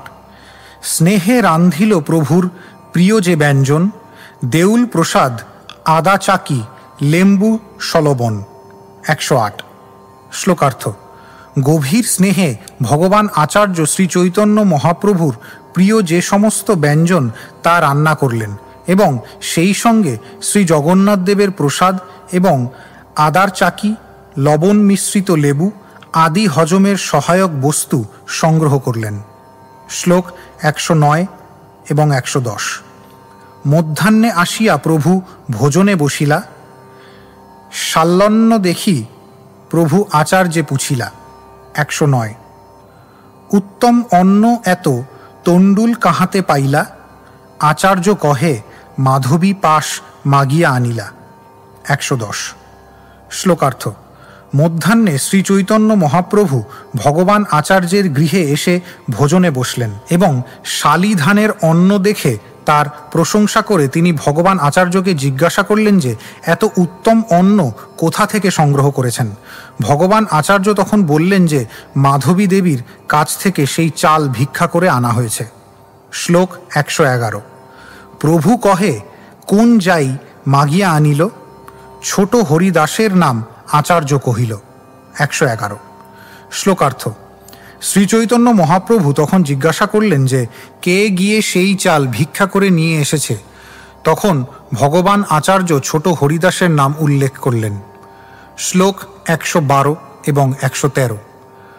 অন্ন প্রশংসিয়া প্রভু ভোজন করিলা, নিজ গৃহে আসি গোবিন্দেরে আজ্ঞা দিলা। 112। আজি হইতে এই মোর আজ্ঞা পালিবা, ছোট হরিদাসে ইহা আসিতে না দিবা। 113। শ্লোকার্থ। সেই অন্নের প্রশংসা করে শ্রীচৈতন্য মহাপ্রভু ভোজন করলেন এবং তারপর গৃহে ফিরে এসে তিনি গোবিন্দকে নির্দেশ দিলেন আজ থেকে ছোট হরিদাসকে এখানে আসতে দেবে না। শ্লোক 114। দ্বার মানা হইল হরিদাস দুঃখী হইল মনে, কি লাগিয়া দ্বার মানা কেহ নাহি জানে। 114। শ্লোকার্থ। ছোট হরিদাস যখন শুনলেন যে শ্রীচৈতন্য মহাপ্রভু তাকে তার কাছে আসতে নিষেধ করেছেন তখন তিনি অত্যন্ত দুঃখিত হলেন। মহাপ্রভু যে কেন তাকে এইভাবে তার কাছে আসতে নিষেধ করেছেন তা কেউ বুঝতে পারল না। শ্লোক 115 এবং 116। 3 দিন হইল হরিদাস করে উপবাস, স্বরূপাদি আসি পুছিলা মহাপ্রভুর পাশ। 115। কোন অপরাধ প্রভু কইল হরিদাস, কি লাগিয়া দ্বার মানা করে উপবাস। 116। শ্লোকার্থ। ছোট হরিদাস 3 দিন উপবাস করে রইলেন। তখন স্বরূপ দামোদর গোস্বামী প্রমুখ শ্রীচৈতন্য মহাপ্রভুর সমস্ত অন্তরঙ্গ পার্শ্বদেরা মহাপ্রভুকে জিজ্ঞাসা করলেন, প্রভু কোন অপরাধের ফলে তুমি হরিদাসকে তোমার কাছে আসতে নিষেধ করেছ? গত 3 দিন ধরে সে সম্পূর্ণরূপে উপবাসী রয়েছে। শ্লোক 117। প্রভু কহে বৈরাগী করে প্রকৃতি সম্ভাষণ, দেখিতে না পারো আমি তাহার বদন। 117। শ্লোকার্থ। শ্রীচৈতন্য মহাপ্রভু বলেন বৈরাগ্য অবলম্বন করার পর যে অন্তরঙ্গভাবে স্ত্রীলোকের সঙ্গে কথা বলে আমি তার মুখ দর্শন করতে পারি না। তাৎপর্য। শ্রীল ভক্তিবেদান্ত সরস্বতী ঠাকুর মন্তব্য করেছেন যে সরলতা বৈষ্ণবের প্রধান লক্ষণ এবং কপটতা ভক্তির বিরোধী উপশাখা বিশেষ। কৃষ্ণের প্রতি আসক্তির ফলে জড় বিষয়ের প্রতি বিরক্ত হয়ে ভক্ত কৃষ্ণ সেবার প্রতি অনুরক্ত হতে থাকে। কিন্তু কেউ যদি জড় বিষয়ের প্রতি অনাসক্ত না হওয়া সত্ত্বেও উত্তম ভক্তির অভিনয় করে তাহলে তা প্রতারণা এবং লোকে তার ব্যবহারে শ্রদ্ধা করতে পারে না। শ্লোক 118। দুর্বার ইন্দ্রিয় করে বিষয় গ্রহণ, দারবী প্রকৃতি হরে মুনেরপি মন। 118।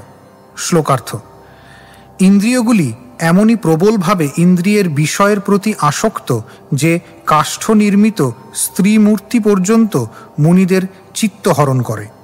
তাৎপর্য, ইন্দ্রিয় এবং ইন্দ্রিয়ের বিষয় এত অন্তরঙ্গভাবে পরস্পরের সঙ্গে যুক্ত যে কাষ্ঠ নির্মিত স্ত্রীমূর্তি দর্শন করে মুনিদের পর্যন্ত চিত্ত চাঞ্চল্য হয়। রূপ, শব্দ, গন্ধ, রস এবং স্পর্শ এই পঞ্চ বিষয় গ্রহণী চক্ষু, কর্ণ, নাসিকা, জিহ্বা ও ত্বক রূপ পঞ্চ ইন্দ্রিয়ের স্বভাব। ইন্দ্রিয় এবং ইন্দ্রিয়ের বিষয় যেহেতু স্বাভাবিকভাবে অন্তরঙ্গ সম্পর্কযুক্ত, তাই বদ্ধ জীবদের কেউ কেউ নিজেকে ইন্দ্রিয় দমনের সমর্থ বলে মনে করলেও বহির্মুখতা ক্রমে তার পক্ষে ইন্দ্রিয়গুলি দুর্দমনীয়। ভগবানের সেবায় যুক্ত করার মাধ্যমে ইন্দ্রিয়গুলি পবিত্র না হলে তাদের সংযম করা অসম্ভব। মুনি যদিও তার ইন্দ্রিয় দমন করার প্রতিজ্ঞা অবলম্বন করে, কিন্তু তা সত্ত্বেও ইন্দ্রিয় সুখ ভোগের বিষয় দর্শন করার ফলে তার চিত্ত বিচলিত হয়। শ্লোক 119। অনুবাদ। মায়ের সঙ্গে, বোনের সঙ্গে এবং কন্যার সঙ্গে নির্জন স্থানে উপবেশন করা উচিত নয়, কেননা বলবান ইন্দ্রিয় সমূহ বিদ্বান ব্যক্তিরও মন আকর্ষণ করতে পারে। তাৎপর্য, এই শ্লোকটি মনু সংহিতা 2য় অধ্যায় 215তম শ্লোক এবং শ্রীমদ্ ভাগবত 9ম স্কন্ধ 19 অধ্যায় 17তম শ্লোক উভয় গ্রন্থে উল্লেখ করা হয়েছে। শ্লোক 120। ক্ষুদ্র জীব সব মর্কট বৈরাগ্য করিয়া ইন্দ্রিয় চড়ায়া বুলে প্রকৃতি সম্ভাসিয়া। 120। শ্লোকার্থ। দীপ্তিহীন এবং সমার্থহীন বহু ব্যক্তি বাঁদরের মতো বৈরাগ্য গ্রহণ করে, ইতস্তত বিচরণ করে ইন্দ্রিয় তৃপ্তি সাধন করে এবং অন্তরঙ্গভাবে স্ত্রীলোকেদের সাথে মেলামেশা করে। তাৎপর্য, অত্যন্ত কঠোরভাবে বিধিনিষেধগুলি পালন করা উচিত, অর্থাৎ সব রকম অবৈধ স্ত্রীসঙ্গ বর্জন করা উচিত, আমিষ আহার বর্জন করা উচিত, মাদক দ্রব্য বর্জন করা উচিত এবং জুয়া, পাশা ইত্যাদি খেলা বর্জন করা উচিত। তার ফলে পারমার্থিক জীবনে অগ্রসর হওয়া যায়। কোনো অযোগ্য ব্যক্তি যদি বৈরাগ্য গ্রহণ করে বা সন্ন্যাস অবলম্বন করে কিন্তু সেই সঙ্গে স্ত্রীলোকের প্রতি আসক্ত থাকে, তাহলে তার অবস্থা অত্যন্ত ভয়ঙ্কর। তার সেই বৈরাগ্যকে বলা হয় মর্কট বৈরাগ্য বা বাঁদরের মতো বৈরাগ্য। বাঁদর বনে বাস করে, ফল খায় এবং নগ্ন হয়ে বিচরণ করে। তার এই আচরণ মহাত্মার মতো, কিন্তু বাঁদর সর্বক্ষণ বাঁদরির কথা চিন্তা করে এবং তার যৌন ক্রীড়ার সঙ্গিনী রূপে বহু বাঁদরি পোষণ করে। একে বলা হয় মর্কট বৈরাগ্য। তাই অযোগ্য ব্যক্তির সন্ন্যাস গ্রহণ করা উচিত নয়। সন্ন্যাস গ্রহণ করা সত্ত্বেও কেউ যদি কাম বাসনার দ্বারা বিচলিত হয় এবং নিভৃতে স্ত্রী সম্ভাষণ করে, তাহলে তাকে বলা হয় ধর্মধ্বজি বা ধর্মকলঙ্ক, অর্থাৎ তারা ধর্মে কলঙ্ক লেপন করে। তাই এই বিষয়ে অত্যন্ত সাবধান হওয়া উচিত। শ্রীল ভক্তি সিদ্ধান্ত সরস্বতী ঠাকুর মর্কট শব্দের বিশ্লেষণ করে বলেছেন, চঞ্চল। চঞ্চল ব্যক্তি কখনো স্থির হতে পারে না, তাই সে কেবল ইতস্তত বিচরণ করে তার ইন্দ্রিয় তৃপ্তি সাধন করে। অপরের কাছ থেকে প্রশংসা লাভ করার জন্য, সস্তা সম্মান লাভ করার জন্য এই ধরনের মানুষেরা কখনো কখনো সন্ন্যাসী বা বাবাজির বেশ ধারণ করে। কিন্তু তারা ইন্দ্রিয় তৃপ্তি সাধনের বাসনা পরিত্যাগ করতে পারে না, বিশেষ করে স্ত্রী সঙ্গ পরিত্যাগ করতে পারে না। এই ধরনের মানুষেরা পারমার্থিক জীবনে উন্নতি সাধন করতে পারে না। স্ত্রীলোকের সম্বন্ধে আলোচনা করা এবং তাদের কথা চিন্তা করা প্রভৃতি 8 প্রকার স্ত্রী সঙ্গ রয়েছে। তাই সন্ন্যাসীর পক্ষে অন্তরঙ্গভাবে স্ত্রীলোকের সঙ্গে কথা বলা এক মহা অপরাধ। শ্রী রামানন্দ রায় এবং শ্রীল নরোত্তম দাস ঠাকুর বৈরাগ্যের সর্বোচ্চ শিখরে অধিষ্ঠিত ছিলেন, কিন্তু কেউ যদি তাদের সাধারণ মানুষ বলে মনে করে তাদের অনুকরণ করার চেষ্টা করে, তাহলে তাদের এই মহাপরাধের ফলে তাদের পতন অবশ্যম্ভাবী। শ্লোক 121। এত কহি মহাপ্রভু অভ্যন্তরে গেলা, গোসাইর আবেশ দেখি সবে মৌন হইলা। 121। শ্লোকার্থ। এই বলে শ্রীচৈতন্য মহাপ্রভু গৃহাভ্যন্তরে গেলেন এবং তার এই ক্রোধাবেশ দর্শন করে সমস্ত ভক্তরা মৌন হয়ে রইলেন। শ্লোক 122 এবং 123। আর দিনে সবে মেলি প্রভুর চরণে, হরিদাস লাগি কিছু কৈলা নিবেদনে। 122। অল্প অপরাধ প্রভু করহ প্রসাদ, এবে শিক্ষা হইল না করিবে অপরাধ। 123। শ্লোকার্থ। তার পরের দিন সমস্ত ভক্তরা ছোট হরিদাসের পক্ষ অবলম্বন করে শ্রী চৈতন্য মহাপ্রভুর শ্রীপাদপদ্মে নিবেদন করলেন, হরিদাস অল্প অপরাধ করেছে, তাই তাকে ক্ষমা করো। তার যথেষ্ট শিক্ষা হয়েছে, আর কখনো সে এই ধরনের অপরাধ করবে না। শ্লোক 124। প্রভু কহে, মোর বশ নহে মোর মন, প্রকৃতি সম্ভাষী বৈরাগী না করে দর্শন। 124। শ্লোকার্থ। শ্রীচৈতন্য মহাপ্রভু বললেন, আমার মন আমার বশীভূত নয়। বৈরাগী হয়ে যে প্রকৃতি সম্ভাষণ করে, আমার মন তাকে দর্শন করতে পারে না। শ্লোক 125। নিজ কার্যে যাহ সভে, ছাড়ো বৃথা কথা, পুনঃ যদি কহ আমা না দেখিবে হেথা। 125। শ্লোকার্থ। এই বৃথা আলোচনা ত্যাগ করে তোমরা তোমাদের কর্তব্য কর্ম করো। আবার যদি তোমরা এই বিষয়ে আলোচনা করো, তাহলে আমি এখান থেকে চলে যাব এবং তোমরা আমাকে আর দেখতে পাবে না। শ্লোক 126। এত শুনি সবে নিজ কর্ণে হস্ত দিয়া, নিজ নিজ কার্যে সবে গেল তো উঠিয়া। 126। শ্লোকার্থ। তা শুনে সমস্ত ভক্তরা কানে হাত দিয়ে সেখান থেকে উঠে তাদের কর্তব্য কর্ম সম্পাদন করতে গেল। শ্লোক 127। মহাপ্রভু মধ্যাহ্ন করিতে চলি গেলা, বুঝন না যায় এই মহাপ্রভুর লীলা। 127। শ্লোকার্থ। শ্রীচৈতন্য মহাপ্রভুও তখন মধ্যাহ্ন করতে গেলেন। মহাপ্রভুর এই লীলা কেউ বুঝতে পারে না। শ্লোক 128। আর দিন সবে পরমানন্দ পুরী স্থানে, প্রভুকে প্রসন্ন করো কৈলা নিবেদনে। 128। শ্লোকার্থ। তারপরের দিন সমস্ত ভক্তরা সেই পরমানন্দ পুরীর কাছে শ্রী চৈতন্য মহাপ্রভুকে প্রসন্ন করতে অনুরোধ করলেন। শ্লোক 129। তবে পুরী গোসাই একা প্রভু স্থানে আইলা, নমস্করি প্রভু তারে সম্ভ্রমে বসাইলা। 129। শ্লোকার্থ। তখন পরমানন্দ পুরী একা শ্রীচৈতন্য মহাপ্রভুর কাছে গেলেন। মহাপ্রভু তখন তাকে প্রণতি নিবেদন করে গভীর সম্মান সহকারে তাকে বসতে আসন দিলেন। শ্লোক 130। পুছিলা কি আজ্ঞা কেনে হইল আগমন, হরিদাসে প্রসাদ লাগি কৈলা নিবেদন। 130। শ্লোকার্থ। শ্রীচৈতন্য মহাপ্রভু তখন তাকে জিজ্ঞাসা করলেন, আপনার কি আদেশ, কেন আপনি এখানে এসেছেন? পরমানন্দ পুরী তখন তাকে অনুরোধ করলেন হরিদাসকে যেন কৃপা করেন। শ্লোক 131 এবং 132। শুনিয়া কহেন প্রভু শুনহ গোসাই, সব বৈষ্ণব লয়া তুমি রহ এই ঠাই। 131। মোরে আজ্ঞা হয় মুই জাং আলাল নাথ, একলে রহিব তাহা গোবিন্দ মাত্র সাথ। 132। শ্লোকার্থ। সেই অনুরোধ শুনে শ্রী চৈতন্য মহাপ্রভু বললেন, প্রভু সমস্ত বৈষ্ণবদের নিয়ে আপনি এখানে থাকুন আর আমাকে আজ্ঞা দিন। আমি আলালনাথে গিয়ে একলা থাকব এবং গোবিন্দ কেবল আমার সঙ্গে থাকবে। শ্লোক 133। এত বলি প্রভু যদি গোবিন্দে বোলাইলা, পুরীরে নমস্কার করি উঠিয়া চলিলা। 133। শ্লোকার্থ। এই বলে শ্রীচৈতন্য মহাপ্রভু গোবিন্দকে ডাকলেন এবং পুরী গোসাইকে নমস্কার করে সেখান থেকে উঠে আলালনাথের দিকে যাত্রা করলেন। শ্লোক 134। আস্তে ব্যস্তে পুরী গোসাই প্রভু আগে গেলা, অনুনয় করি প্রভুরে ঘরে বসাইলা। শ্লোকার্থ।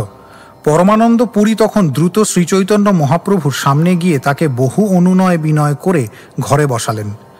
শ্লোক 135 এবং 136। তোমার যে ইচ্ছা করো স্বতন্ত্র ঈশ্বর, কে বা কি বলিতে পারে তোমার উপর। 135। লোক হিত লাগি তোমার সব ব্যবহার, আমি সব না জানি গম্ভীর হৃদয় তোমার। 136। শ্লোকার্থ। পরমানন্দ পুরী তখন বললেন, প্রভু তুমি স্বতন্ত্র ঈশ্বর, তোমার যা ইচ্ছা তুমি তাই করো, তোমার ইচ্ছার উপর আর কে কি বলতে পারে। জনসাধারণের মঙ্গলের জন্য তোমার এই ব্যবহার, তোমার গম্ভীর হৃদয়ের উদ্দেশ্য বোঝা আমাদের পক্ষে সম্ভব নয়। শ্লোক 137। এত বলি পুরী গোসাই গেলা নিজ স্থানে, হরিদাস স্থানে গেলা সব ভক্তগণে। 137। শ্লোকার্থ। এই বলে পরমানন্দ পুরী তার নিজ গৃহে ফিরে গেলেন এবং তারপর সমস্ত ভক্তরা ছোট হরিদাসের কাছে গেল। শ্লোক 138 থেকে 140। স্বরূপ গোসাই কহে শুনো হরিদাস, সবে তোমার হিত বাঞ্ছি করহ বিশ্বাস। 138। প্রভু হটে পড়িয়াছে স্বতন্ত্র ঈশ্বর, কভু কৃপা করিবেন যাতে দয়ালু অন্তর। 139। তুমি হঠ কইলে তার হঠ সে বাড়িবে, স্নান ভোজন করো আপনে ক্রোধ যাবে। 140। শ্লোকার্থ। স্বরূপ দামোদর গোস্বামী তাকে বললেন, হরিদাস বিশ্বাস করো, আমরা সকলে তোমার হিত কামনা করি। প্রভু স্বতন্ত্র ঈশ্বর, তিনি এখন ক্রোধভাব অবলম্বন করছেন, অথচ তার অন্তর অত্যন্ত দয়ালু এবং তাই তিনি কখনো না কখনো কৃপা করবেন। কিন্তু তুমিও যদি হঠকারিতা করো তাহলে তার ক্রোধ বাড়তে থাকবে। তাই তুমি স্নান ভোজন করো, প্রভুর ক্রোধ আপনা থেকেই চলে যাবে। শ্লোক 141। এত বলি তারে স্নান ভোজন করায়া, আপন ভবন আইলা তারে আশ্বাসিয়া। 141। শ্লোকার্থ। এই বলে স্বরূপ দামোদর গোস্বামী হরিদাসকে স্নান ভোজন করিয়ে এবং তাকে সান্ত্বনা দিয়ে গৃহে ফিরে গেলেন। শ্লোক 142। প্রভু যদি যান জগন্নাথ দর্শনে, দূরে রহি হরিদাস করেন দর্শনে। 142। শ্লোকার্থ। শ্রী চৈতন্য মহাপ্রভু যখন মন্দিরে জগন্নাথ দেবকে দর্শন করতে যেতেন তখন দূরে দাঁড়িয়ে হরিদাস তাকে দর্শন করতেন। শ্লোক 143। মহাপ্রভু কৃপা সিন্ধু কে পারে বুঝিতে, প্রিয় ভক্তে দণ্ড করেন ধর্ম বুঝাইতে। 143। শ্লোকার্থ। শ্রী চৈতন্য মহাপ্রভু করুণার সিন্ধু, তাকে কে বুঝতে পারে? তার প্রিয় ভক্তকে দণ্ড দান করে তিনি জনসাধারণকে ধর্ম সম্বন্ধে শিক্ষা দান করেন। তাৎপর্য। এই সম্পর্কে শ্রীল ভক্তি সিদ্ধান্ত সরস্বতী ঠাকুর বলেছেন যে কৃপা সিন্ধু শ্রীচৈতন্য মহাপ্রভু তার প্রিয় ভক্ত ছোট হরিদাসকে দণ্ড দান করে এই শিক্ষা দান করলেন যে শুদ্ধ ভক্তির পন্থা অবলম্বনকারী ভক্ত যেন কখনো কপটতা না করে। সন্ন্যাস আশ্রম অবলম্বনকারী ভক্ত যদি স্ত্রী সঙ্গ করে তাহলে তা অবশ্যই কপটতা। ভাবিকালের প্রাকৃত সহজিয়াদের শিক্ষা দেবার জন্য শ্রী চৈতন্য মহাপ্রভু ছোট হরিদাসকে এইভাবে দণ্ড দান করে আদর্শ প্রতিষ্ঠা করলেন, যাতে রূপ গোস্বামী প্রমুখ আদর্শ সন্ন্যাসীদের বেশের অনুকরণ করে তারা যেন অবৈধ স্ত্রীসঙ্গ না করে এই ধরনের মানুষদের শিক্ষা দেবার জন্য শ্রী চৈতন্য মহাপ্রভু তার প্রিয় ছোট ভক্ত হরিদাসের লঘু পাপে গুরুদণ্ড দান করলেন। শ্রীমতী মাধবী দেবী ছিলেন উচ্চাধিকারিণী মহাভাগবত, তাই তার কাছ থেকে শ্রীচৈতন্য মহাপ্রভুর জন্য চাল ভিক্ষা করা কোনো গুরুতর অপরাধ ছিল না।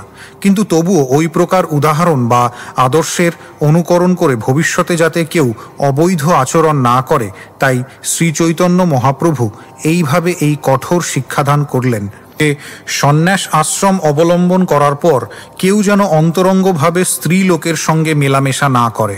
শ্রীচৈতন্য মহাপ্রভু যদি ছোট হরিদাসের এই স্বল্প অপরাধের জন্য কঠোর দণ্ড প্রদান না করতেন, তাহলে মহাপ্রভুর তথাকথিত ভক্তরা ছোট হরিদাসের এই আদর্শের অনুকরণে অবৈধ স্ত্রী সঙ্গ করত। প্রকৃতপক্ষে এখন তারা প্রচার করে যে বৈষ্ণবের পক্ষে এই ধরনের আচরণ বৈধ, কিন্তু শ্রীচৈতন্য মহাপ্রভু কঠোরভাবে তা নিষেধ করে গেছেন।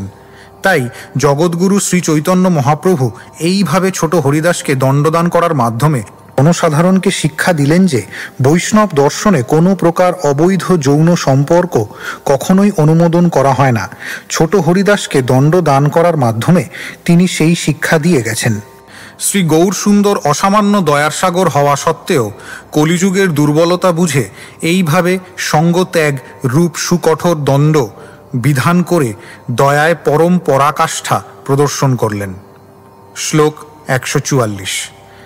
দেখি ত্রাস উপজিল সব ভক্তগণে, স্বপ্নেহ ছাড়িল সবে স্ত্রী সম্ভাষণে।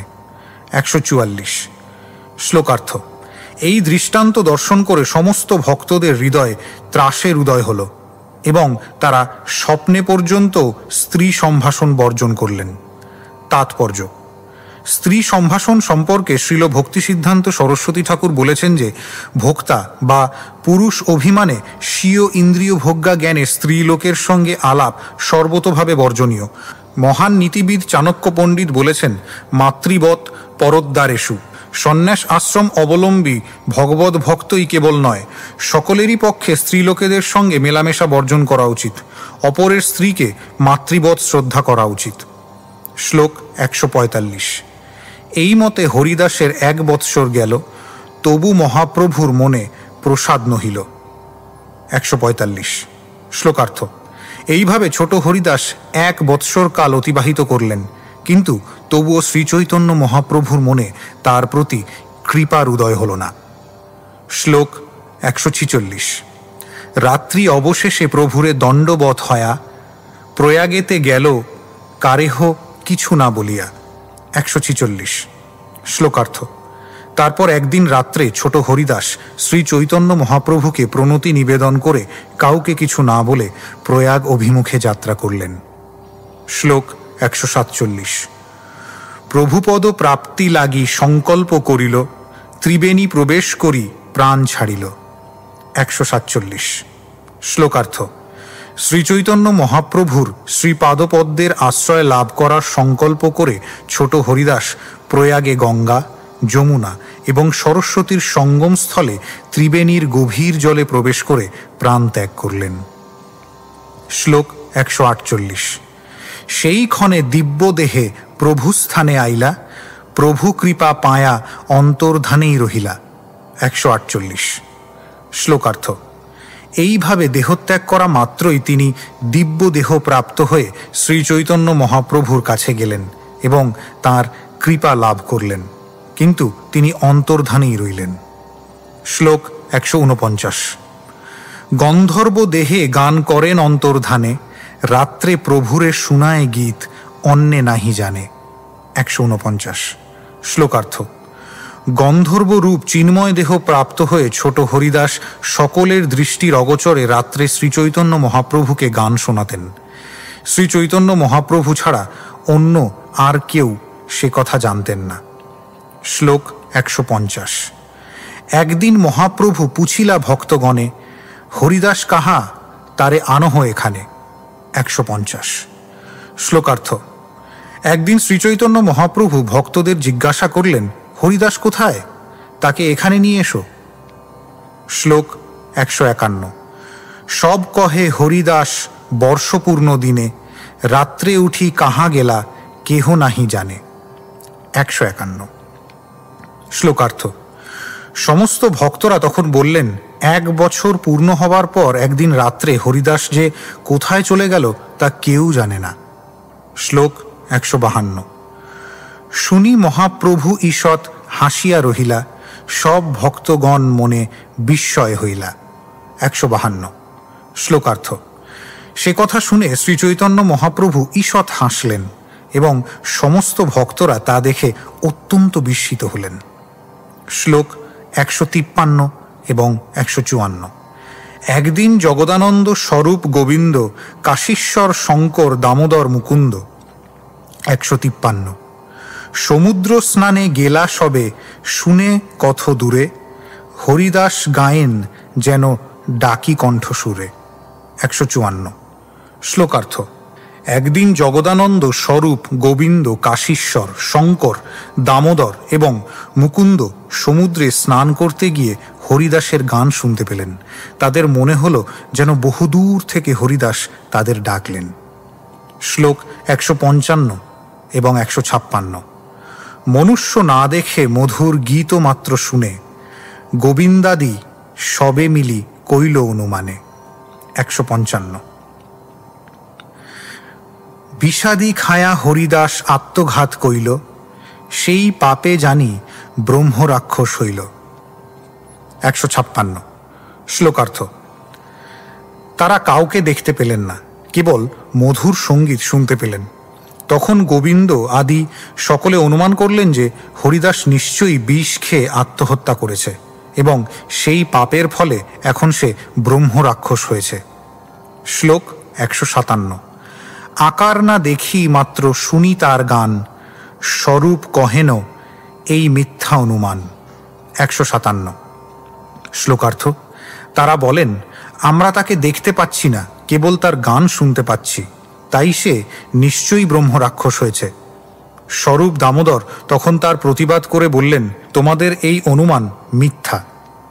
শ্লোক 158 এবং 159। আজন্ম কৃষ্ণ কীর্তন প্রভুর সেবন, প্রভু কৃপা পাত্র আর ক্ষেত্রের মরণ। 158। দুর্গতি না হয় তার সদ্গতি সে হয়, প্রভু ভঙ্গি এই পাছে জানিবা নিশ্চয়। 159। শ্লোকার্থ। ছোট হরিদাস জন্মাবধি কৃষ্ণ নাম কীর্তন করেছে, মহাপ্রভুর সেবা করেছে। সে মহাপ্রভুর অত্যন্ত কৃপার পাত্র আর পবিত্র স্থানে সে দেহত্যাগ করেছে, সুতরাং তার কখনো দুর্গতি হতে পারে না। সে অবশ্যই সদ্গতি প্রাপ্ত হয়েছে। এটি শ্রীচৈতন্য মহাপ্রভুর লীলা, পরে তোমরা তা বুঝতে পারবে। শ্লোক 160। প্রয়াগ হইতে এক বৈষ্ণব নবদ্বীপে আইল, হরিদাসের বার্তা তেহ সবারে কহিল। 160। শ্লোকার্থ। প্রয়াগ থেকে এক বৈষ্ণব নবদ্বীপে এলেন এবং তিনি ছোট হরিদাসের কথা সকলকে বললেন। শ্লোক 161। জৈছে সংকল্প জৈছে ত্রিবেণী প্রবেশিল, শুনি শ্রীবাসাদির মনে বিস্ময় হইল। 161। শ্লোকার্থ। কিভাবে সংকল্প করে ছোট হরিদাস ত্রিবেণীর জলে প্রবেশ করেছিলেন সে কথা তিনি সকলকে বললেন এবং তা শুনে শ্রীবাস ঠাকুর প্রমুখ ভক্তরা অত্যন্ত বিস্মিত হলেন। শ্লোক 162। বর্ষান্তরে শিবানন্দ সব ভক্তগণ লয়া, প্রভুরে মিলিলা আসি আনন্দিত হয়া। 162। শ্লোকার্থ। বর্ষার শেষে শিবানন্দ সেন সমস্ত ভক্তদের নিয়ে আনন্দিত চিত্তে জগন্নাথপুরীতে শ্রীচৈতন্য মহাপ্রভুর সঙ্গে সাক্ষাৎ করতে এলেন। শ্লোক 163। হরিদাস কাহা যদি শ্রীবাস পুছিলা, সকর্ম ফলভুক পুমান প্রভু উত্তর দিলা। 163। শ্লোকার্থ। শ্রীবাস ঠাকুর যখন শ্রীচৈতন্য মহাপ্রভুকে জিজ্ঞাসা করলেন, ছোট হরিদাস কোথায়, তখন মহাপ্রভু উত্তর দিলেন, মানুষ তার কর্মের ফল ভোগ করে। শ্লোক 164। তবে শ্রীবাস তার বৃত্তান্ত কহিল, জৈছে সংকল্প জৈছে ত্রিবেণী প্রবেশিল। 164। শ্লোকার্থ। তখন শ্রীবাস ঠাকুর ছোট হরিদাসের সংকল্প এবং কিভাবে তিনি ত্রিবেণীর জলে প্রবেশ করে দেহত্যাগ করেছেন সেসব বৃত্তান্ত শোনালেন। শ্লোক 165। শুনি প্রভু হাসি কহে সপ্রসন্ন চিত্ত, প্রকৃতি দর্শন কইলে এই প্রায়শ্চিত্ত। 165। শ্লোকার্থ। সেই বর্ণনা শুনে প্রসন্ন চিত্তে ঈষৎ হেসে শ্রীচৈতন্য মহাপ্রভু বললেন, ইন্দ্রিয় সুখ ভোগের বাসনা নিয়ে কেউ যদি স্ত্রীরূপ দর্শন করে তাহলে এটিই তার প্রায়শ্চিত্ত। শ্লোক 166। স্বরূপাদি মিলি তবে বিচার করিলা, ত্রিবেণী প্রভাবে হরিদাস প্রভুপদ পাইলা। 166। শ্লোকার্থ। তখন স্বরূপ দামোদর গোস্বামী প্রমুখ সমস্ত ভক্তরা বিচার করলেন যে হরিদাস যেহেতু ত্রিবেণীতে দেহত্যাগ করেছে, তাই সে শ্রীচৈতন্য মহাপ্রভুর শ্রীপাদপদ্মের আশ্রয় লাভ করেছে। তাৎপর্য: শ্রীল ভক্তিবিনোদ ঠাকুর মন্তব্য করেছেন যে সন্ন্যাস আশ্রম অবলম্বন করে যিনি সন্ন্যাসী বা বাবাজির বেশ ধারণ করেছেন, তিনি যদি ইন্দ্রিয় সুখ ভোগের বাসনা পোষণ করেন, বিশেষ করে স্ত্রী সম্ভোগ করার বাসনা, তাহলে তার একমাত্র প্রায়শ্চিত্ত হচ্ছে ত্রিবেণীতে ডুবে মরা। সেই প্রায়শ্চিত্তের ফলে কেবল সেই পাপ থেকে মুক্ত হতে পারে। তার ফলেই কেবল সে পুনরায় শ্রীচৈতন্য মহাপ্রভুর শ্রীপাদপদ্মের আশ্রয় লাভ করতে পারে।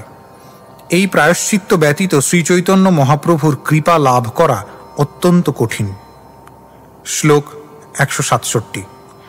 এই মতো লীলা করে শচীর নন্দন, যাহা শুনি ভক্তগণের জুড়ায় কর্ণমন। 167। শ্লোকার্থ। এইভাবে শচীনন্দন শ্রী গৌরহরি তার লীলাবিলাস করেছিলেন, যা শুনে শুদ্ধ ভক্তদের কর্ণ এবং মন অত্যন্ত আনন্দিত হয়। শ্লোক 168। আপন কারুণ্য লোকে বৈরাগ্য শিক্ষণ, স্বভক্তের গাঢ় অনুরাগ প্রকটীকরণ। 168। শ্লোকার্থ। এই ঘটনার মাধ্যমে শ্রীচৈতন্য মহাপ্রভু তার কারুণ্য প্রকাশ করেছিলেন, মানুষকে বৈরাগ্য শিক্ষা দিয়েছিলেন এবং তার প্রতি তার ভক্তের গভীর অনুরাগ প্রকট করেছিলেন। শ্লোক 169। তীর্থের মহিমা নিজ ভক্তে আত্মসাৎ, এক লীলায় করেন প্রভু কার্য 5-7।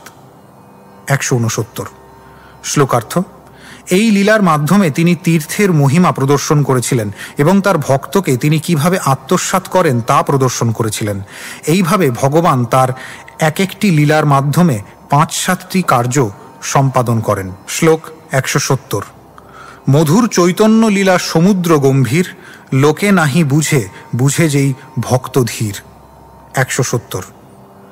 শ্লোকার্থ। শ্রীচৈতন্য মহাপ্রভুর লীলা অমৃতের মতো মধুর এবং সমুদ্রের মতো গম্ভীর। সাধারণ মানুষ সেই লীলার মহিমা বুঝতে পারে না, ধীর ভক্তরাই কেবল তা বুঝতে পারে। শ্লোক 171। বিশ্বাস করিয়া শুনো চৈতন্য চরিত, তর্ক না করিহ তর্কে হবে বিপরীত। 171। শ্লোকার্থ। দয়া করে বিশ্বাস সহকারে শ্রীচৈতন্য মহাপ্রভুর লীলা শ্রবণ করুন। তর্ক করবেন না, তর্ক করলে তার ফল বিপরীত হবে। শ্লোক 172। শ্রীরূপ রঘুনাথ পদে যার আশ, চৈতন্য চরিতামৃত কহে কৃষ্ণদাস। 172। শ্লোকার্থ। শ্রীল রূপ গোস্বামী এবং শ্রীল রঘুনাথ দাস গোস্বামীর শ্রীপাদপদ্মে আমার প্রণতি নিবেদন করে এবং তাঁদের কৃপা প্রার্থনা করে তাঁদের পদাঙ্ক অনুসরণ পূর্বক আমি কৃষ্ণদাস শ্রীচৈতন্য চরিতামৃত বর্ণনা করছি। এই পরিচ্ছেদের শিক্ষা। এই পরিচ্ছেদে শ্রীল ভক্তিবিনোদ সরস্বতী ঠাকুর নিম্নলিখিত শিক্ষা প্রদান করেছেন। 1। শ্রীচৈতন্য মহাপ্রভু যদিও পরম করুণাময় পরমেশ্বর ভগবান, তথাপি তিনি তার পার্ষদ ভক্ত ছোট হরিদাসকে প্রকাশ্যভাবে ত্যাগ করেছিলেন। কেননা তিনি যদি তাকে ত্যাগ না করতেন তাহলে কপট ভক্তরা এই ঘটনার অজুহাতে অবৈধ স্ত্রী সঙ্গে লিপ্ত হতো। এই ধরনের কার্যকলাপ শ্রী চৈতন্য মহাপ্রভুর প্রদর্শিত পবিত্র পন্থাকে কলুষিত করত এবং তার ফলে কলিকালের দুর্বল জীব প্রাকৃত সহজিয়া প্রভৃতি জড়ীয় অপধর্ম ও উপধর্মকে বৈষ্ণব ধর্ম বলে মনে করে নরকে পৌঁছতে থাকত। তাহলে তার ফলে শ্রীচৈতন্য মহাপ্রভুর করুণার পরিচয় হতো না। 2। প্রচারকারী বৈষ্ণব আচার্যের আসন ও আচারকারী ভক্তের আসন কীরকম হওয়া উচিত সেই দণ্ড প্রদান করার মাধ্যমে শ্রীচৈতন্য মহাপ্রভু তা সকলকে উপদেশ দিলেন। 3। শ্রীচৈতন্য মহাপ্রভু শিক্ষা দিলেন যে শুদ্ধ ভক্তের সরল হওয়া কর্তব্য এবং সব রকম পাপকর্ম থেকে মুক্ত হওয়া কর্তব্য, কেননা তাহলেই কেবল ভগবানের যথার্থ সেবক হওয়া যায়। শ্রী চৈতন্য মহাপ্রভু তার অনুগামীদের শিক্ষা দিলেন কিভাবে কৃষ্ণের বিষয় ভোগ, ত্যাগ রূপ বৈরাগ্য অবলম্বন করতে হয়। 4. শ্রী চৈতন্য মহাপ্রভু দেখালেন যে তার ভক্তদের চরিত্র কত নির্মল এবং উচ্চ এবং লোভনীয় আদর্শ স্বরূপ। শুদ্ধ ভক্তদের তিনি যে কিভাবে নিজজন জ্ঞানে গ্রহণ করেন এবং কৃষ্ণেতর বিষয়ানুরাগের ছায়াতে যে কীরকম বিষময় ফল উৎপন্ন হয় তা তিনি প্রদর্শন করালেন। 5. শ্রী হরিদাসকে দণ্ড দেওয়ার মাধ্যমে শ্রী চৈতন্য মহাপ্রভু তার প্রতি তার কৃপা প্রদর্শন করলেন। এইভাবে তিনি দেখালেন তার প্রতি তার ছোট হরিদাসের ভক্তি এবং অনুরাগ কত গভীর ছিল। তার এই ভক্তির মহিমা প্রদর্শন করার জন্য তিনি তার সামান্য ত্রুটিও সহ্য করতে প্রস্তুত ছিলেন না। শ্রী চৈতন্য মহাপ্রভুর গভীর অনুরাগের পাত্র হতে বাসনা করলে শুদ্ধ ভজনেচ্ছু ভক্তরা সর্বপ্রকার দৈহিক ইন্দ্রিয় সুখ লালসা সর্বতোভাবে ত্যাগ করবেন, তা না হলে শ্রী গৌরহরি তাকে গ্রহণ করেন না। 6. কেউ যদি প্রয়াগ, মথুরা বা বৃন্দাবন আদি পবিত্র বিষ্ণু তীর্থে দেহত্যাগ করেন তাহলে তিনি তার সমস্ত পাপ মুক্ত হয়ে পরমেশ্বর ভগবানের শ্রীপাদপদ্মের আশ্রয় লাভ করেন। 7. অনুগত শুদ্ধ ভক্তের অধঃপতন হলেও তিনি ভগবানের কৃপার প্রভাবে ভগবদ্ধামে ফিরে যাবার সুযোগ পান। ইতি ছোট হরিদাসের দণ্ড বর্ণনা করে শ্রী চৈতন্য চরিতামৃতের অন্তলীলার 2য় পরিচ্ছেদের ভক্তি বেদান্ত তাৎপর্য।